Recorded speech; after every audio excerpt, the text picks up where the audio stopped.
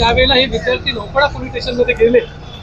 हा class Krishna plaza इमारतीमध्ये 4थ्या माळ्यावर आहे हे मला माहिती पण नव्हतं। नॅशनल एज्युकेशन संस्था ही मुलांना त्या ठिकाणी वेगवेगळ्या प्रकारचे कोर्स शिकवते आणि त्यांच्याकडनं कमीत कमी 50,000 ते 1.5 लाख रुपये त्या ठिकाणी घेतले जातात असं मला या विद्यार्थ्यांकडनं कळालं। हे विद्यार्थी ज्यावेळेला नौपाडा पोलीस स्टेशनमध्ये गेले, संध्याकाळी 5:30 का 6ला गेले, तिकडनं वाटतं त्यांना सहकार्य भेटलं नसेल आणि ते सहकार्य भेटलं नसल्यामुळे ते माझ्या संपर्क कार्यालयामध्ये आले। मी त्यांचं म्हणणं ऐकून घेतलं, मला कळालं की त्यांची फसवणूक झाली। त्यानंतर मी त्या क्लासमध्ये गेलो। त्या क्लासमध्ये जे क्लास चालवत आहेत तिथे ते 2 व्यवस्थापक आणि त्यांची एक स्टाफ होती, 3 जण त्या तिकडे होते। आम्ही त्या क्लासमध्ये व्यवस्थित बसलो, मी खुर्चीवर बसलो होतो, ते जे त्यांचे मॅनेजर होते दोघं आणि त्यांचा एक स्टाफ ते 3 बसले होते, बाकी सर्व विद्यार्थी व्यवस्थित त्या हॉलमध्ये बसलेले होते।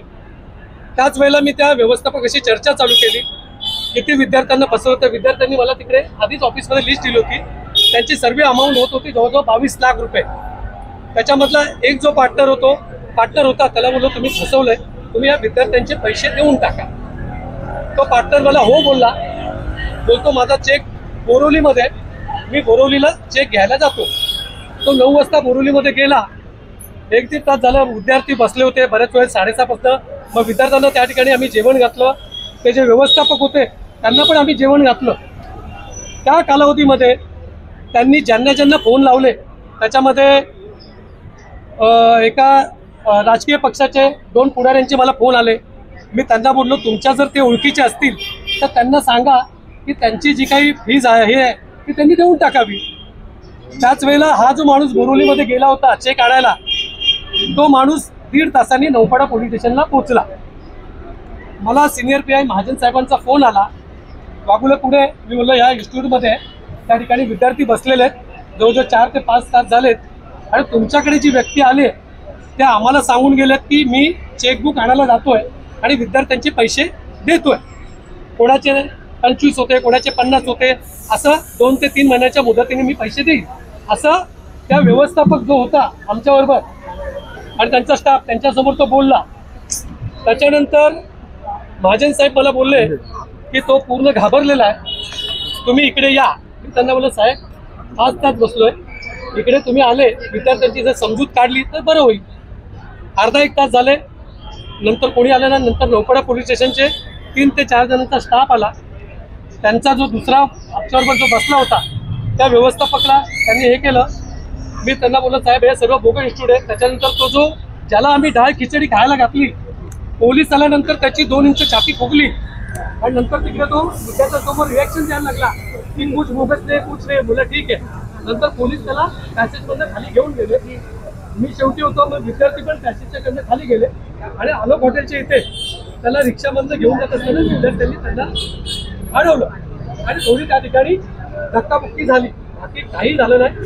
त्याच्यानंतर पोलीस त्या व्यवस्थापकाला घेऊन पोलीस स्टेशनमध्ये गेले रात्री 12:30ला। 12:30 ते 4 पहाटेपर्यंत मी विद्यार्थ्यांबरोबर त्या ठिकाणी होतो। एका विद्यार्थीचं त्या ठिकाणी तक्रार घेतली आणि बाकीच्यांचं नावं घेतली आणि 4ला सगळे विद्यार्थ्यांना मी घरी सोडलं। मला जर त्यांना मारहाण करायची असती तर मी त्या ठिकाणी 7 तास बसलो होतो, त्यांच्याशी व्यवस्थित बोलत होतो। मी एक लोकप्रतिनिधी आहे आणि त्याच्यामुळे माझ्या हातात हे कृत्य घडणार नाही आहे। त्याच्यामुळे जी त्यांची स्टाफ होती ज्यांना मी 10:30ला बोललो तू एक लेडीज आहे, तू घरी निघून जा, आम्ही बाकी थांबतो, मला बोलली धन्यवाद, या विद्यार्थ्यांना न्याय द्या। त्याची प्रेस घेऊन आरोप केलेत की वागुलेंनी आमच्या कंपनीमधली सना म्हणून कोण आहे तिला बरोबर घेऊन षडयंत्र रचलं, आमच्या संस्थेचं नाव खराब केलं। त्यांच्या कंपनीमधली सना ही कोण आहे हे मला परवाच्या दिवशी माहिती पडलं। ते इन्स्टिट्यूट पण माझ्या भागात आहे हे मला परवाच्या दिवशी माहिती पडलं। कारण अनेक प्लेसमेंट एजन्सीच्या विरोधात विद्यार्थी आंदोलन करत असतात, प्लेसमेंट एजन्सीच्या विरोधात गुन्हे दाखल होत नाहीत, नौपाडा पोलीस गुन्हा दाखल करत नाही, हा नवीन पायंडा पाडला जातोय का? माझी या ठिकाणी मी गेली वर्षभर माझ्या भागात जे प्लेसमेंट आहेत त्याबाबत मी नौपाडा पोलीस स्टेशनला वारंवार तक्रारी केलेल्या आहेत, परंतु त्या ठिकाणावरनं थातूर मातूर कारवाई होते।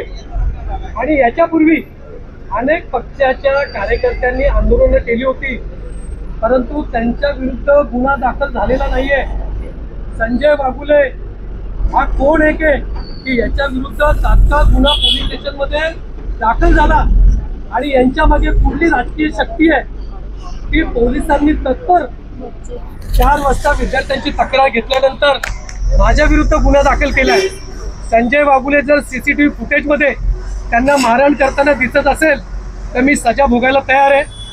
एवढीच माझी पोलीस स्टेशनला नम्र विनंती आहे. नौपाडा पोलीस स्टेशनचे माझे गेले अनेक वर्षाचे चांगले संबंध आहेत आणि नौपाडा पोलीस स्टेशनला गेले अनेक वर्ष मी सहकार्य केलेलं आहे. त्यामुळे पोलिसांना विनंती आहे, कुठल्याही राजकीय प्रेशर खाली कारवाई करू नये.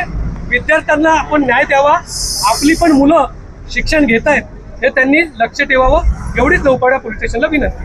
माझं ठाणे पोलीस आयुक्त आणि नौपाड्याच्या सिनियरला माझं त्या ठिकाणी नम्र विनंती आहे, माझा 20 वर्षाचा रेकॉर्ड कॉल त्यांनी काढावा. माझ्या भागामध्ये जे जे अनैतिक धंदे चालू आहेत त्यांच्याकडे त्यांनी जावं.